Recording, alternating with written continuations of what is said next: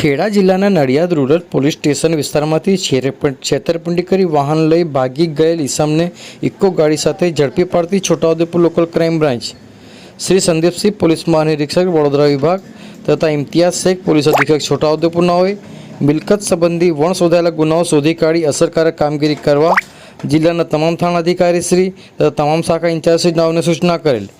જે અન્વયે સે V S Gavit police inspector local crime branch Chhotaudepur નાઓના માર્ગદર્શન હેઠળ એલસીબી સ્ટાફના પોલીસ માણસોને ખાનગી રાહે બાતમી હકીકત મેળવવા સમજ કરેલ। જે અનુસંધાને આજરોજ એલસીબીના સ્ટાફના પોલીસ કર્મચારીઓ સંખેડા પોલીસ સ્ટેશન વિસ્તારમાં પેટ્રોલિંગમાં હતા।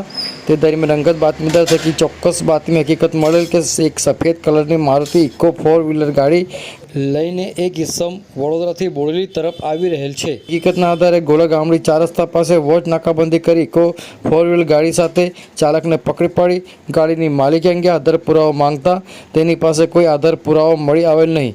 જેથી pocket cop mobile chassis number તથા એન્જિન નંબર પરથી સર્ચ કરતા તેનો સાચો રજિસ્ટર નંબર DJ06 PL 4013 જણાઈ આવેલ। તે સફેદ કલરની મારુતિ ઇકો 4-વ્હીલર ગાડીના માલિકનો સંપર્ક કરતા તેમણે ઇકો 4-વ્હીલર ગાડી ડભાણ ચોકડી છેતરપિંડી કરી ગાડી લઈ ભાગી ગયેલો હોવાનું જણાવેલ। જે અંગે નડિયાદ રૂરલ પોલીસ સ્ટેશન ખાતે ગુનો નોંધો દાખલ કરાવેલ છે।